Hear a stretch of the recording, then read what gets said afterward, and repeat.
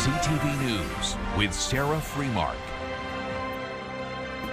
A shocking case in Barrie tonight. A local man has been charged with murder and the death of his partner. This drew widespread attention last week when authorities asked the public for help finding the couple and a vehicle linked to their whereabouts. As police continue their investigation, CTV's Mike Arcelides brings us what we know. This is the face of Tony Chimenti, the 46-year-old Barrie man police believe murdered his common-law spouse, Sasha Charles.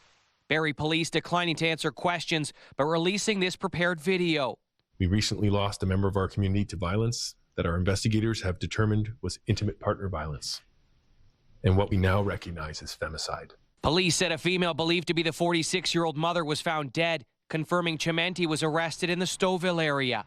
He appeared in a Barrie courtroom Thursday afternoon and is charged with second-degree murder for allegedly killing Sasha Charles in Barrie, according to court documents obtained by CTV News between the 27th and 29th of October. The couple had been missing for days. Police sought help from the public last Thursday to find Charles and Chimenti, along with this U-Haul cube truck, in what was described as a missing persons investigation. Those who live in the area say Chimenti and Charles lived in this home along McVeigh Drive, where investigators spent several days last week collecting evidence and towing away a white Mercedes. A large dumpster was also removed from the driveway. Police have not revealed the circumstances of the alleged murder, including where Charles's remains were discovered. To Sasha's family, we grieve with you. To our community, please reach out if you need help or know someone who does. Chimenti was also charged with being in possession of cocaine. Chimenti is scheduled to make his next appearance in a virtual Barrie courtroom in a week's time. The allegations against him have not been tested in court. Mike Arcelides, CTV News, Barrie. Also today, OPP is asking for the public's help to find a missing teen.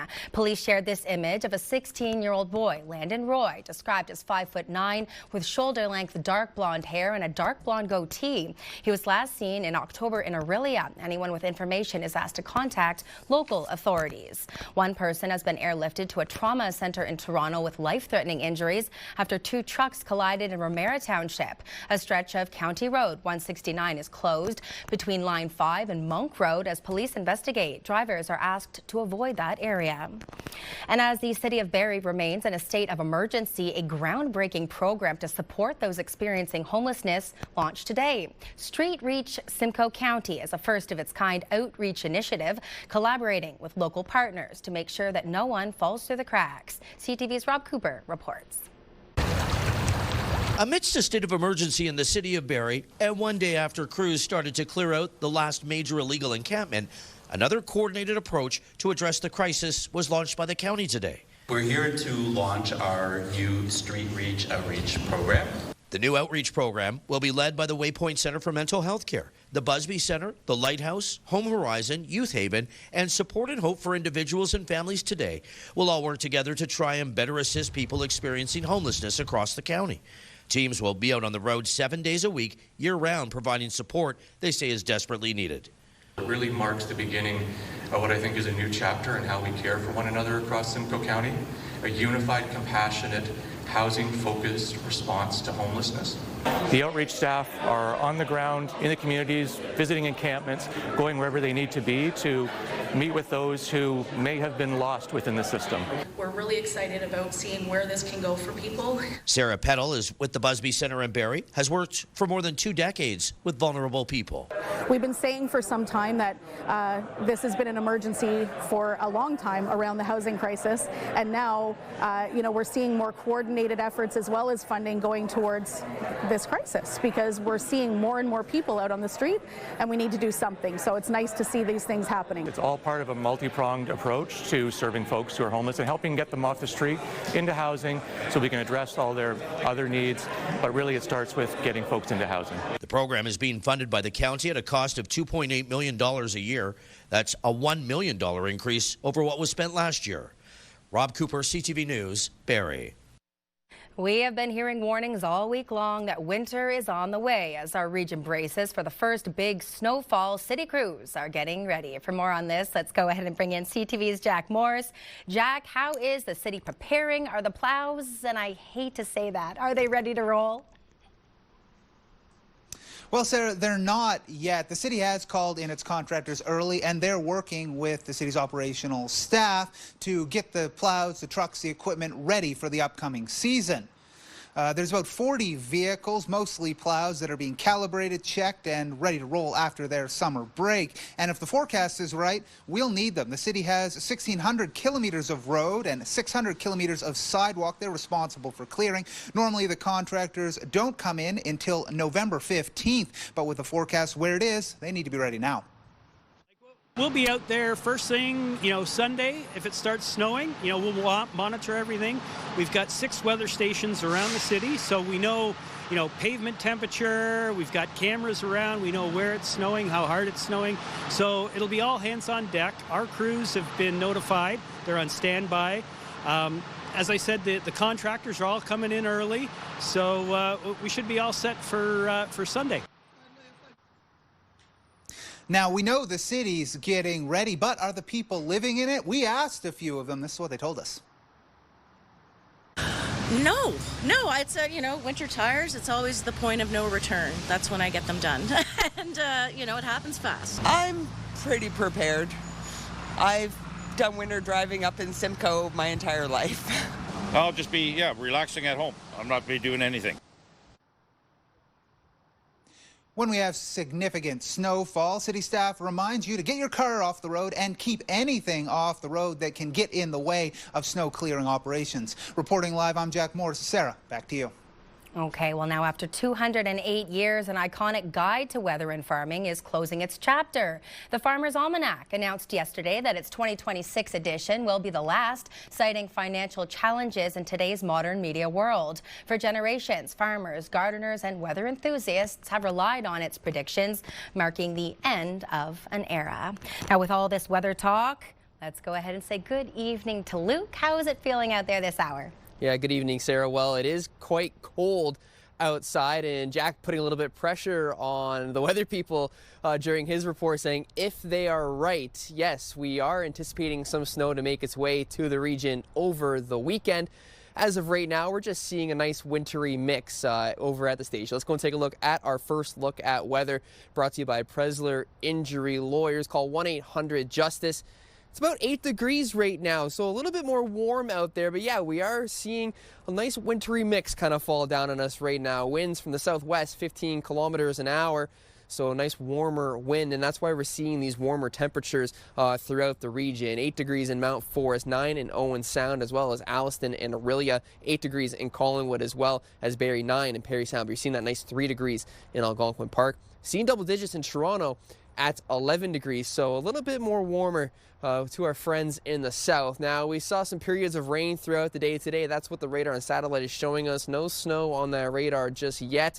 However, as we make our way closer to the weekend, you can start to anticipate some snow making its way to the area, Sarah. All right, we'll see you a little bit later in the newscast, but right now let's talk about after months of struggle and community support. A tragic story that we originally brought you about loss in Orillia has come full circle. Back in March, 3 brothers returned from a funeral to find their home destroyed by fire, losing everything, including their pet dog and family heirlooms. Well, they lived in an SUV and then a trailer while they were waiting for help. Since May, volunteers and the community have been rebuilding their home with support from local fundraisers and crews from right across the country.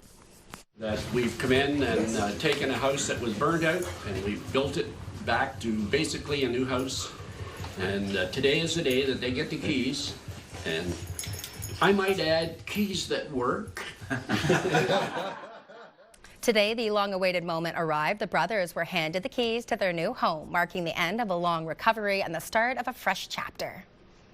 I've worked on this project since the inception of it. I've been here every day that there's been work going on. We have completely gutted and rebuilt the interior of the house, redesigned it, and it's ready to live in. There's some minor things we have to finish, but it's time to get them out of the trailer and get them into here. There's no word that can describe how happy I am. I'm really thankful. Oh, beautiful, yeah, wonderful. We didn't know there was that many nice people in the world. The total cost of the renovation was estimated at $15,000, and to help speed up the rebuild and reduce costs, the city waived some fees and expedited the process. Georgian College is getting a boost to help Canadian veterans turn military experience into college credits. The Barrie-based school is receiving $55,000 from the Ontario Council on Articulation and Transfer to develop an AI-powered tool that recognizes skills gained in the Canadian Armed Forces. Georgian's research and innovation team is partnering with students in computer programming, artificial intelligence, and design to build the platform. Prime Minister Mark Carney's first budget has survived another confidence vote. The vote was on a Bloc Québécois motion that called on MPs to reject the budget because it is harmful to Quebec. It was voted down from help with the Conservatives. The first confidence vote was yesterday. A Conservative sub-amendment that said the budget wasn't affordable was voted down with the help of the Bloc. The third and final confidence vote on the budget itself is scheduled for November 17th. Now, the budget was a major focus of two high-profile speeches in Toronto today, and no surprise, the leader of the federal Conservatives and the Prime Minister offered very different takes on the financial blueprint. Nostalgia is not a strategy. The U.S. has changed. That's their right. But we must respond. That is our imperative. What the budget does is it builds Canada strong by focusing on what we can control. And that's building at home to protect and empower Canadians. It's boosting our productivity to drive lasting prosperity. It's transforming how government works for you. And it's diversifying our trade partners to create more opportunity and greater independence. The deficit is 100% more. He's literally doubled the deficit that Justin Trudeau left behind for this year and for the next 5 years. The deficit, as Dan pointed out, this year will be $78 billion, twice the $41 billion that Trudeau had projected, $16 billion higher than Carney promised during the election campaign. And over the next 5 years, the government expects, and this is without any new spending in any of those four future budgets, they expect to add $1/3 of $1 trillion of additional debt. Credit rating agency Fitch is keeping Canada's credit rating at AA+, but warns of budget risks. Canada still has a AAA rating from other agencies like Moody's and S&P. Now, another sign that Canadians are feeling the pinch, a new survey shows 1 in 5 have skipped a bill to put food on the table. CTV's Maria Saru has the story on how families across the country are coping with financial strain. The doors swish open at this Charlottetown store. Carts rattle out and islanders load groceries into their cars. But some say putting food on the table comes with trade-offs. It's getting harder all the time. I usually try to aim for as many sales as I can. The more it's getting higher, it's affecting our daily bills. My car insurance, the fuel, my phone bill, my rent, the groceries, and all that stuff. New Nanos research for CTV News found 1 in 5 Canadians have skipped paying bills to buy groceries in the past year, and those under 55 were 4 times more likely to do so. Inflation and high housing costs are major factors contributing to the generational divide, says Chief Data Scientist Nick Nanos. What's clear is that there's a significant proportion of Canadians that are facing those really tough choices. It's quite striking. I think in any other world, this would be considered an epidemic. 13% said they skipped bills sometimes or often, but a regional breakdown shows that number is highest in the Atlantic provinces at 24.2%. The data aligns with other research, says Joshua Smee with Food First NL. All 4 provinces have upwards of 25% of people being food insecure. Our unemployment rate has generally been higher than the rest of the country. There are more people struggling economically. He adds that means a higher number of people relying on social assistance or income supports. Shoppers here tell me what would really help is lower prices at grocery stores. But for now, many will keep making compromises. Maria Saru, CTV News, Charlottetown. And now a little later in the show, we'll speak with Dr. Lisa Simon on how our local health unit is helping people that are facing barriers access nutritious food right here in our region. Well, it is the season, they say, to turn parking tickets into holiday cheer. From November 15th to the 29th, Innisfil residents can swap their parking fines for donations to the Troy Scott Community Fridge or the Innisfil Food Bank. It's all part of the Scrooge the Ticket campaign, which has become a holiday tradition, helping families and supporting those in need. Donations can be cash, food, or toys equal to the value of the ticket, with a receipt as proof. Since 2014, the campaign has raised over $42,000. Remembrance Day is meant to honor the brave veterans who served our country and make sure that they're never forgotten. For a tiny township man, his uncle, who served in the First World War, was almost forgotten until some casual reading led to a discovery that would immortalize the fallen soldier. CTV's Mike Lang reports. For nearly 60 years of his life, Jim Dennett didn't know that he had an uncle. My dad never talked about the war, never talked about anything like that. While he knew that his father William served for Canada in the First World War, Jim only found out in his retirement years that his uncle, Private Ernest Dennett, served alongside his dad. He only made the discovery while looking through old Toronto Star newspapers at a North York library. In the area where there were showing people that had been shot in the war and were, and gassed and all that, and that was my father. And then on the same page came up a picture of my uncle. William survived his wounds and was hospitalized back in Canada, but Jim learned that Ernest had suffered gunshot wounds to the head, arm, and thigh during the Battle of Sorel in April 1916 before succumbing to his wounds. Ernest was just 19 years old and was buried in a Belgium war cemetery. While his name was in the Book of Honors after the war, it did not appear on any cenotaphs, including in his hometowns. I went to Owen Sound first and checked their cenotaph, and it wasn't on there. So then I went to Collingwood. That prompted Jim to bring it to the attention of the Collingwood Museum and Legion in the late 2010s. I took it and I ran with it, and I pretty much vetted that his name did not appear anywhere, and that's wrong. He needs to be remembered. Collingwood's Legion, Museum, and Council then unanimously agreed to engrave Ernest's name on the town's cenotaph this past August. It was officially unveiled in September, 109 years after his death. We hadn't added a name since 1923. That's when the cenotaph was initially unveiled. It was the interest to do and to connect and to learn and to do right by that soldier's huge sacrifice for our nation. Feels great. They need the recognition, I think, Jim is hoping to be in attendance for Collingwood's Remembrance Day ceremony next week, where the Padre will be giving Ernest a special mention. Mike Lang, CTV News, Collingwood. Still to come, she's known as the Chalk Queen of Newmarket. How one local artist brings color, creativity, and a touch of royalty to the streets. Plus, a community celebration on the gridiron. How students, staff, and family paid tribute to a beloved Barrie coach and the special honor that now carries his name. Details next on CTV News Barrie.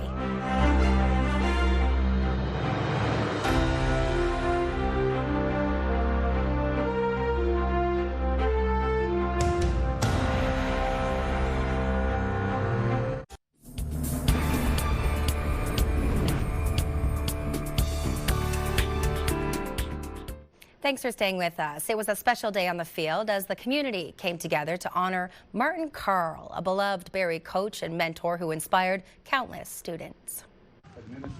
Martin embodied the true spirit of sport and understood the positive impacts that it could have on the lives of young people. He created countless opportunities for students to participate, grow, thrive through athletics. Being here, it means a lot to all of us, and seeing so many of his former colleagues, friends, students, the players, of course, it's very, very special for our family. We're honored. Before today's high school football playoff finals began, the crowd paused for a meaningful opening ceremony. Family, friends, and staff gathered to recognize Carl and celebrate the newly sponsored field that now bears his name. Martin Carl was a titan, a giant in the secondary athletics area. He championed football, championed girls slow pitch, hockey. He was involved in everything, coached for a number of years, and he's a big reason why we have this amazing field here today. Nothing challenging for us at all. It means a lot to us. We're all glad we made it here today. The field now stands as a heartfelt tribute to a coach who left a lasting legacy here in our region, both on and off the field. Kim Egan is no ordinary artist. She's the chalk queen of Newmarket, known for her tiara, scepter, and incredible street art. And you kind of feel like you're a kid playing, but I'm not a kid. I'm 63. She can turn any sidewalk into a masterpiece, spending up to 8 hours on the ground, even while living with fibromyalgia. Her chalk creations have brightened the streets of Richmond Hill, Aurora, and Newmarket, and even though the rain may wash her art away, the chalk queen says the magic and the smiles last forever. It's like live performance art because it's just, it's so temporary. It's here and then it's gone, you know, and that is magic. You can meet the Chalk Queen in person at the Newmarket Holiday Countdown Market. That is on November 29th. And it is never too early to start holiday shopping, and the annual Barrie Christmas Arts and Crafts Show is the perfect place to do that. Now, in its 29th year, the public can browse through more than 150 booths, offering unique works of art by artisans from across the province. It's your chance to find one-of-a-kind gifts, from jewelry to gourmet treats, beauty products, and wood crafts. It'll be open all weekend long at the Sadlin Arena. For more information on our local events and to review other stories, you can go to our website. You can also watch CTV Barrie live and find breaking news as it happens. You can also weigh in on our latest poll, asking you if you feel enough is done to support our veterans. That's ctvnews.ca/Barrie. Still to come, the snow might soon be blanketing the ground, but fair season, it seems, isn't over. More on the world's biggest indoor agriculture and equestrian show. But first, let's check in with Luke in the garden. Yes, Sarah, snow is on the way. We will tell you where, we will tell you when, and we'll tell you how much coming up after the break. But first, let's go and take a look at our weather watcher, Nia. Nia is preparing for that snow. Hey, she might even go outside and build a snowman this weekend. Stay with us. You're watching CTV News Barrie.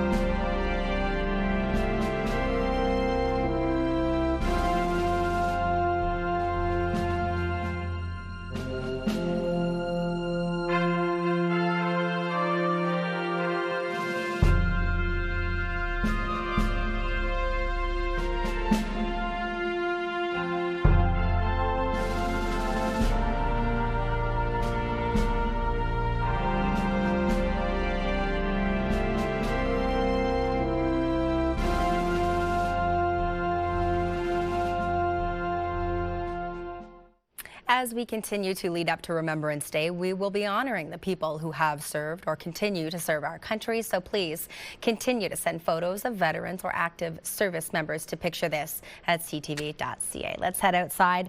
Luke, I would think that you would be more upset that there's this amount of snow on the way, given you live in a place where there's going to be a lot of shoveling, and I would imagine that would be your responsibility.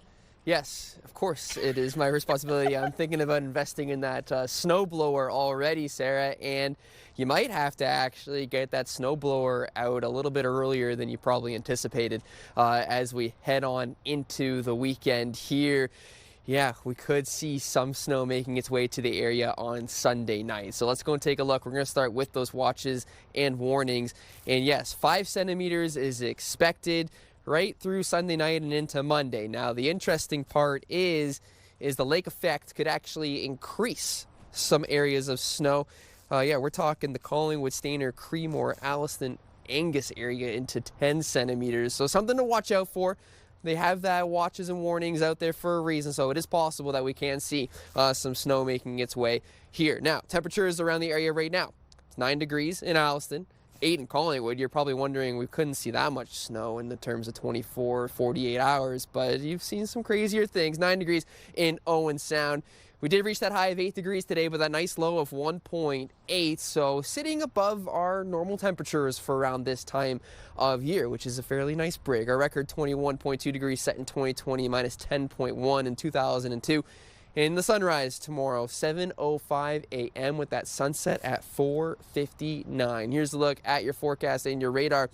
A lot of cloud activity, but you can see some pockets of white starting to pop up as you make your way into Saturday evening, and there was that cloud cover expected for the next few days. Tonight, here are your temperatures. You're seeing highs of around 3 degrees, kind of right through the Simcoe County region to an Owen Sound, and that slight chance of rain as well overnight. So still kind of sitting in that threshold of warmer temperatures. But tomorrow, not going to get much warmer. We're going to start with some cloudy periods, hoping for some sunny breaks, highs of 4 right through the region. In York region tonight, lows of 3. Once again, cloudy conditions. You can see some chances of rain, some periods of rain. We've already seen it throughout here tonight. Meanwhile, tomorrow, a little bit warmer out there. 6 degrees in Bradford, Georgina, as well as Newmarket, Richmond Hill, 4 in Orangeville. Further north we go. A little bit cooler out there. Some temperatures sitting below 0, -2 in Parry Sound as well as Haliburton, 1 degree. Gravenhurst as well as Huntsville, 0 in Bracebridge. What does tomorrow bring? Some cooler temperatures as well. 2 degrees in Parry Sound, 0 in Huntsville as well as Haliburton, 3 in Bracebridge, 1 in Gravenhurst. You're seeing some mainly cloudy conditions, but once again, we are hoping for some sunny breaks out there. It's time now for a look at the Diamond & Diamond Lawyers 5-day forecast. Hide your eyes if you don't like snow, because that is exactly what is on the way in Simcoe County. Like we told you, about 5 centimeters could be seen through Sunday night and into Monday. Nice chance of snow there, but some sunny periods Monday afternoon. And look at those temperatures, -8 on Sunday night. So yes, cold indeed. Remembrance Day, a high of 5. We'll see some snow as well, potentially, but mainly cloudy conditions before the rain does return on Wednesday. And in York region, -11 is your low on Monday. Yes, cold temperatures. We're going to need to break out those winter jackets. Still could see that wintry mix, so it could be a messy weekend, especially on that Saturday and into Sunday with those cooler temperatures, mainly cloudy conditions on Wednesday with a high of around 5. Muskoka, Parry Sound, Haliburton, yeah, you bet it. Snow on the way once again. You're seeing the highs of -1 on Sunday and Monday with lows of -8. So right through the region, we can anticipate some snow right into next week as well. High of 1 degree on Tuesday and 3 on Wednesday. So it's hard to tell if the snow will stick around for the time being. However, we can expect some snow making its way for early on Sunday. Now, we want to take a moment to wish a very happy 73rd anniversary to Wilfred and Dorothy Pitts. Now, I hope I'm pronouncing that right. Out of Penetanguishene, your family says they feel so blessed to celebrate this incredible milestone with you. 6 children, 19 grandchildren, 27 great-grandchildren with 2 more on the way. You're no doubt surrounded by plenty of love. From all of us here at CTV Barrie, of course, a very happy anniversary. Thanks for that, Luke. Wow. 27 grandkids. The world's biggest indoor agriculture and equestrian show is officially underway. From farm animals to innovative agriculture tech, there's something for everyone at this year's Royal Winter Fair. CTV's Mike Walker shows us all the highlights. For more than a century now, it's been a celebration of country life in the city. It's important for people to know where their food comes from. The 103rd edition of the Royal Agricultural Winter Fair kicking off today. The annual event celebrating the best in farming, equestrian competitions, and local food. It's sustained long because of the people that are involved here with the Royal for 103 years. There has been institutional people, family, generations that have come here. A chance to get up close with all sorts of animals, including Rosie, the miniature donkey, this year's ambassador. Donkeys are really the unsung hero in agriculture, and it's really nice to see them kind of shine a spotlight in something where you don't see it come to every day at the fair.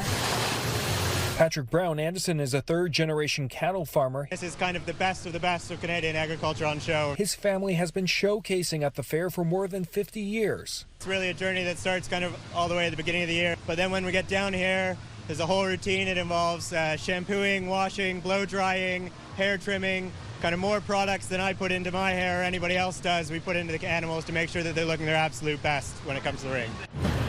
The Royal Horse Show is the centerpiece of the event, and it's the second year 15-year-old Sophia Peltier is competing. It means a lot because it was my dream for a long time. She is among more than 1,000 equestrian competitors vying for $1.2 million in prize money. Well, we have 8 countries competing in a World Cup title this coming Saturday. We have the Canadian Show Jumping Championships kicking off tonight. There are thousands of animals to see and picture-worthy crops like these massive prize-winning pumpkins. I'm amazed. I'm thrilled to see squash, pumpkin, so large. The Royal Winter Fair draws more than 300,000 people to Exhibition Place every year. It runs until November 16th.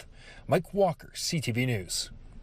Always love the look of the cows once they've been blown out. They're all puffy. Still to come here on CTV, Canada's job market is heating up. More on the new numbers showing gains across the board and what's leading the charge. Plus, we'll recap tonight's top stories. Do stay with us. That's next.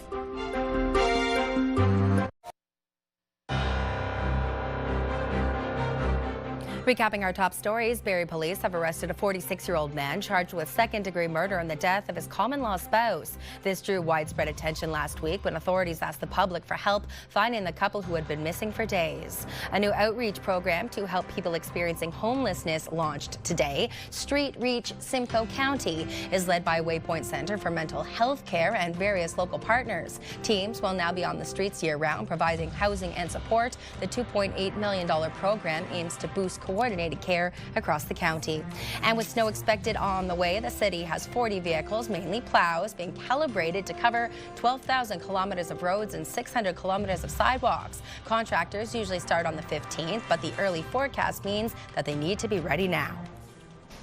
After 2 decades, there's a new head doctor at the Simcoe-Muskoka District Health Unit, and she's no stranger to our community. She joins us now in the CTV Barrie studio, the new Medical Officer of Health and CEO, Dr. Lisa Simon. It's great to see you again. Thank you so much for having me. How has it been adjusting to the new role, and has your last 13 years with the health unit lent itself to the new position? Yeah, absolutely. It's been wonderful. It's really an honor, actually, to be the new Medical Officer of Health and CEO at the health unit. It's a wonderful place to be.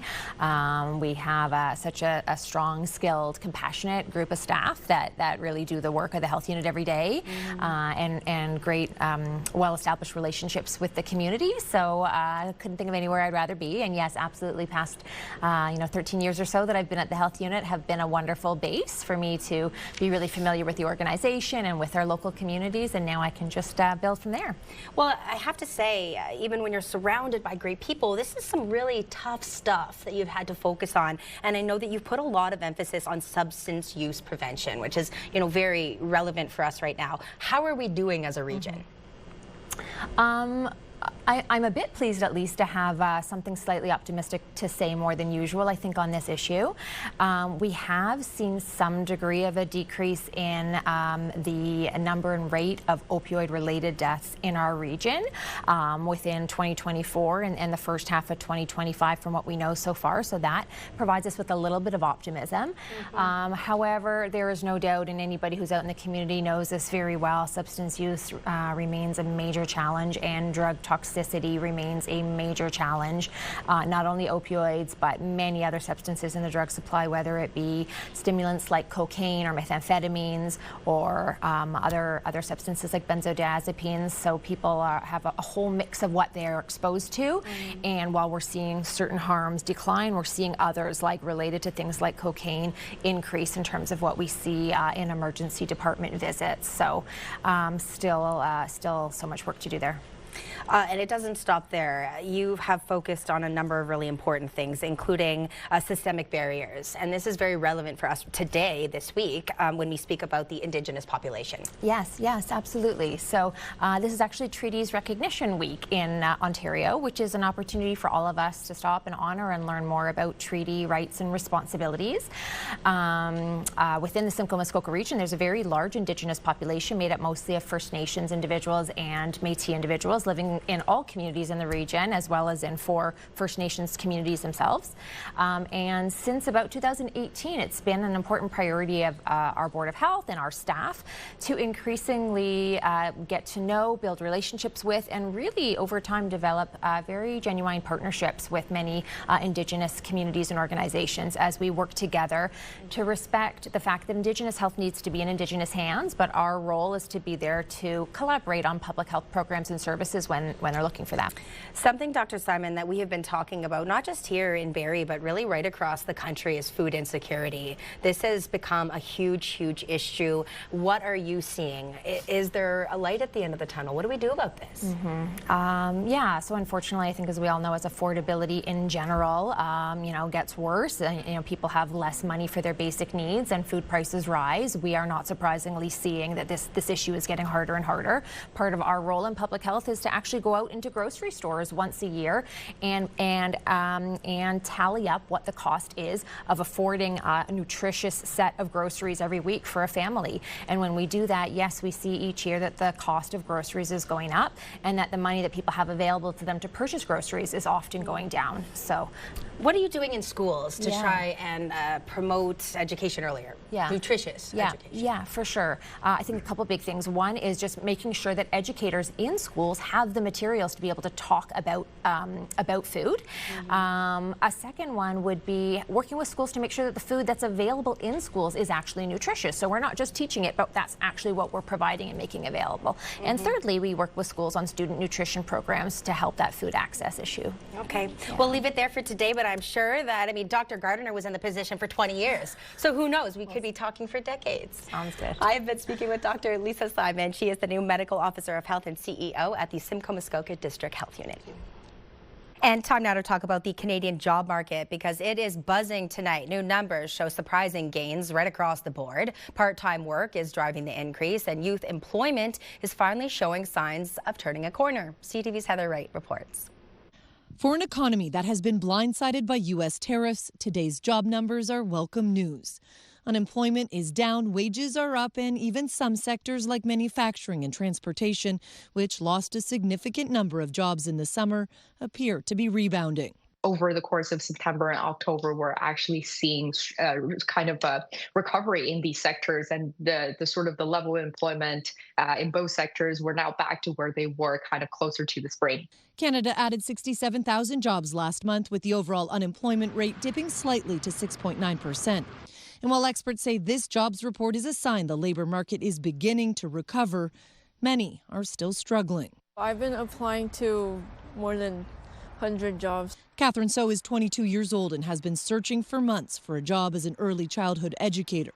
She's open to other jobs as well to help pay the rent, but she's struggling to find anything. I'm definitely concerned about not landing a job as soon as possible, especially because I don't have much money saved up. So is not alone. The youth unemployment rate is the highest it has been in decades, though it did drop from 14.7% in September to 14.1% last month. Another area economists are watching is part-time work. All of October's job gains were part-time positions, a sign of uncertainty in the market. When businesses are looking to hire, they don't want to hire full-time because they're not sure what the coming year is going to look like. This strong jobs report now has many economists predicting the Bank of Canada will hold its overnight lending rate at its next rate announcement in December after 2 consecutive cuts. Heather Wright, CTV News, Toronto. Canada's main stock index ended slightly higher, bouncing back from earlier losses, while U.S. markets saw a mix of gains and losses today. Let's take a closer look at the numbers. The TSX was up 43 points, the Dow was up 74, and the Nasdaq was down 49. And commodities oil was up, closing at $59.75 a barrel. Gold was up, finishing at $4,009 an ounce, and our dollar up to end the day at 71.11 cents U.S. Travelers in the U.S. are facing cancellations as flights are cut by 4%, according to the Federal Transportation Secretary, who says the decision follows a safety review. They said the safest way to do this is to get to 10%, to do a step approach, and do it. We're doing a 4%, and then as you see, 4 days later we do 2, 2 days later we do another 2, and then 2 days after that we're at 10%. They thought, from the safety team and the administrator, that was the best way to do this and the safest way to do this, which is why that's what we rolled out. The U.S. Federal Aviation Administration has canceled or delayed more than 2,000 flights at 6 airports because of air traffic staffing shortages. The reductions come as controllers work without pay during the ongoing government shutdown, now in its 5th week. Meanwhile, the data shows the number of Canadians making multiple trips to the U.S. in the past year has fallen significantly compared to other years. A new survey from the Angus Reid Institute shows fewer Canadians are heading to the U.S. Just 1 in 10 made multiple trips last year. That's down from 19% in 2023. Winter getaways to Arizona or Florida are losing appeal, with 70% saying they'd feel uncomfortable crossing the border, citing new requirements like fingerprinting and registration fees as invasive. Meanwhile, one of Montana's main travel destinations is reaching out to Canadians, offering specials in a bid to lure them back for a visit. The tourism organization for the city of Kalispell near the Canada-U.S. border has launched a Canadian welcome pass, offering savings on lodging, dining, shopping, and museums. Fans of Michael Jackson are getting their first look at an upcoming biopic telling the story of the rise of the King of Pop.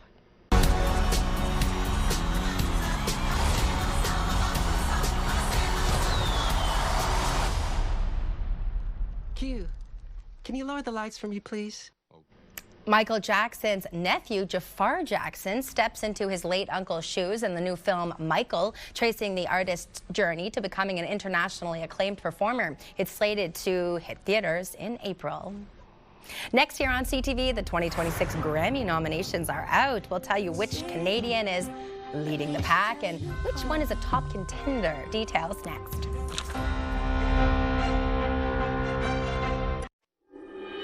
Here's a look at your Friday night primetime lineup. Our CTV2 movie is Star Wars: The Phantom Menace, and it starts at 8, followed by CTV News Barrie at 11 p.m. Well, after checking into last night's game for the Florida Gators, Canadian athlete Olivier Rioux became the tallest person to ever play college basketball. Olivier Rioux has just taken the shirt off, and he's getting set to not only enter this game, but break the record officially for tallest basketball player. At 7'9", the center from Quebec entered the game with his team up 40 points following chants from the crowd saying, "We want Ollie." The CFL playoffs continue this weekend with a spot in the Grey Cup on the line. The Montreal Alouettes will head to Hamilton to take on the Tiger Cats, while the BC Lions travel to Regina to take on the Saskatchewan Roughriders. The winners will match up at Princess Auto Stadium in Winnipeg for the 112th Grey Cup. That's on November 16th. And Canada's hockey jerseys for next year's Olympic and Paralympic Games have been revealed. Our players will wear 2 jersey styles, a white one with a red maple leaf and a red one with a black maple leaf. Hockey Canada says the multi-tone leaf design mimics a diamond, symbolizing how athletes can withstand incredible pressure. The Winter Games in Milano and Cortina, Italy, begin February 4th. And from sports to entertainment, the 2026 Grammy nominations are in. In the city, remember you used to drive a Yukon. I pick up on Justin Bieber's 7th studio album, Swag, has put him among the top Canadian Grammy contenders for this year. He picked up a nod for Album of the Year and Best Pop Vocal Album. His track Yukon is up for Best R&B Performance, while Daisies is nominated for Best Pop Solo Performance. Kendrick Lamar racked up the most nominations with 9 for his album GNX. Well, Luca, I guess I have a lot of listening to do because I'm not overly familiar with either of those. What about you? Kendrick Lamar, yes. Justin Bieber, I didn't even know he had an album out, but great for him. Well, and it features Hailey Bieber, his wife, and their new little baby, and I think that really meant a lot to people because it had been so long since he released an album. You know, he's been going through some things, so it's nice to see him release some stuff. Yeah, and the adorable music video to go along with it. So, yeah. You know what? You can listen to some music, Sarah, while you're huddling inside from the snow. For this weekend, right? So let's get up and go for tomorrow. No snow just yet, but we could do a wintry mix. You're seeing 3 degrees in Barrie and Newmarket, cloudy in Gravenhurst with a high of 0. All right, thank you very much to Luke for filling in. Case has been under the weather, but hopefully will be back with us on Monday. I'm Sarah Freemark on behalf of the whole team. Thanks for spending this week with us, and Jack will wrap things up tonight at 11. Take care.